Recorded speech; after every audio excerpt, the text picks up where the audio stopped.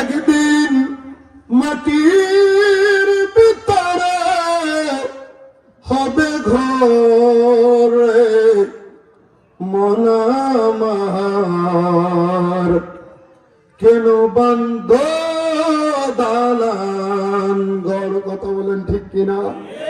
ও আমার কাটাল কান্দির বাবারা, এই দুনিয়ার মধ্যে আমরা আসছি, কেউ 40 বছর, কেউ 50 বছর, কেউ 60 বছর, সর্বোচ্চ 70-100 বছর হায়াত পাওয়া হচ্ছে নসিবের ব্যাপার। কথা বলেন ঠিক কিনা? আগের মুরব্বীরা 100 বছর 150 বছর হায়াত পাইতো, এখন পাইনি, পরে আর মরে। ঠিক নেই? হার্ট স্ট্রোক করে, ব্রেইন স্ট্রোক করে, দাবি উদ্ধার করার মতো সময় থাকে থাকেনি। আগে যখন একটা মানুষ মারা যাইতো, যখন মানুষটা সরকার পেয়ে যাইতো, আপনাদের দিকে কি কয়? বিছানার তলে এটা কি কয়? সরা কি কয়? তাহলে ব্রাহ্মণবাড়ির ভাষার সাথে মিল আছে। আসলে চলে যাবে। যদি কোনো মানুষ বিছানার মধ্যে পড়ে যাইতো, ওই মানুষটার কাছে ভাই আসতো, বোন আসতো, বিভিন্ন জায়গায় থাকলে আইসা মায়ের কাছে দাবি উদ্ধার করত, গ্রামবাসীর কাছে দাবি উদ্ধার করত। এখন বাবা দাবি উদ্ধার করার মতো সময় আছে? পরে আর মরে। কারণ কি জানেননি? আগের মানুষ ছিল সৎ। কি ছিল? আগের মানুষ ছিল সৎ, আগের মানুষের ঈমান ছিল শক্ত। ঠিক নেই? শক্ত বুঝছেন নি? মানে মজবুত। আর কি? আগের মানুষের ঈমান ছিল মজবুত।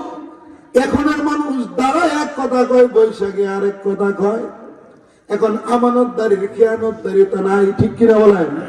একটা জিনিস আপনার কাছে আমি দিলাম, এটাই আসল আসল দিলে না।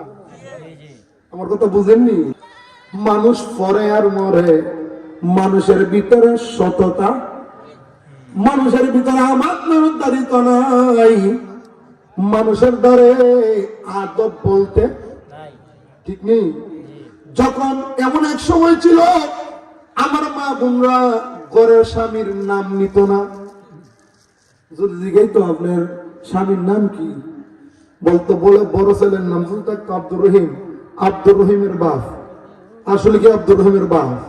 জামাই নাম আছে না, নাম লইতো না। কেন? আদব। কি ছিল? আদব। এখনের মা বোনদের আদব আছে? আগের আমার মা বোনরা, বাবা আলোচনার জন্য এটা বাস্তবমুখী একটা কথা কয়ে, অসুবিধা আছে? অসুবিধা থাকলে কইতাম না আলোচনার জন্য। সমাজ আমাদের পরিবর্তন হওয়া দরকার, আছে কি নাই? আগের মা বোনরা সারা রাত্র, অনেকে আসিল গৃহস্থের ঘরের কাজ করতো, ঢিকি দিয়া ফার দিয়া চাল কইরা, ধান চাল করে বানিয়ে খাইতো, মরিচ পাটার মধ্যে বৈশা খাইতো। তারপর ফজরের সালাতের আযান যখন আসসালাতু খায়রুম মিনান নাওম কানের মধ্যে যখন আমার মা বোনদের লাগতো, তার আর বিছনার মধ্যে ঘুমায়া থাকতো। আর এখনের মা বোনরা কয়টার সময় ওঠে? আরে কাটালকান্দির মা বোন মনে আমার প্রতি নারাজ হয়ে যেতেছে। ধরে লেছে কালাওয়ালা একটা বেড়া, আমার বিরোধী করতেছে। বাবা বিরোধিতা না, বাস্তব কতগুলো তৈলা ধরতেছে আপনাদের কাছে। এই জন্য বাবা ঘরের দিকে রহমত বিদায় হয়ে গেছে। অনেক মানুষ আছে রে বাবা, অনেক আমার আম্মারা আছে, আইসা বলে হুজুর একটু দোয়া করবেন। কেন গো আম্মা? আপনার তো টাকার কোনো অভাব নাই, আপনার এক ফুট কানাডায়, আরেক ফুট আমেরিকায়, আরেক ফুট লন্ডনে, আপনার প্লাগন বিভিন্ন জায়গায়, বিভিন্ন সেনজিন রাষ্ট্রের মধ্যে আছে। আপনার তো টাকা পয়সার অভাব নাই, আপনার তো আরাম আয়েশের অভাব নাই। ডাক দিয়া কই হুজুর, হুজুর গো টাকা আছে ঠিকই, ঘরের মধ্যে বরকত নাই। ঠিক নেই? আগের মানুষ অভাবে ছিল, তারপরও বরকত ছিল, একজনের প্রতি একজন শ্রদ্ধা করত। ঠিক কিনা? আগে মুরব্বীরা দেখলে ছেলেবেলারা শ্রদ্ধা করতো, সালাম দিত। আর এখন সামনে যা এমন ভাবে যাবে সুন্দর, আমার মুরব্বীর দ্বারা কিছুই লাগে না। এই জন্য বাবা আমাদের পরিবর্তন হতে হবে। মা গো আমার, বোন গো আমার, আমাদের পরিবর্তন হতে হবে।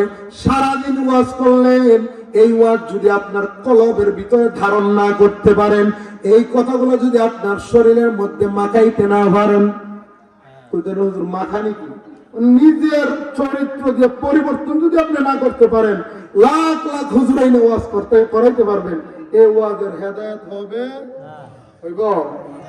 এই জন্য আমার বাবা, বিল্ডিং ঘর আছে, বিল্ডিং ঘর আছে, আগে সোনের ঘর, মাটির ঘর ছিল, বড় বড় দালান ঘরের মানুষ আছে, তবে এই ঘরের ভিতরে রহমত নাই। কথা বলেন ঠিক কিনা? আমাদের আসল ঘর বিল্ডিং না, কি রে বাবা, কবর। কোন ঘর? একদিন মাটির ভিতরে হবে ঘর মনামার,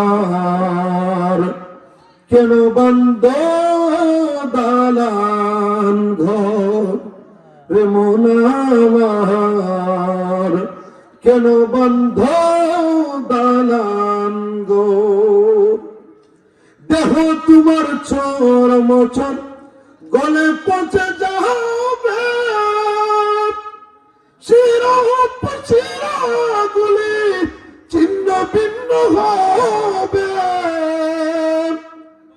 মন্দ মেরুদণ্ড সবই হবে খন্ড খন্ড, পরে রবে মাটি রবে তরে মনামার, কেন বন্ধ দালান ঘর।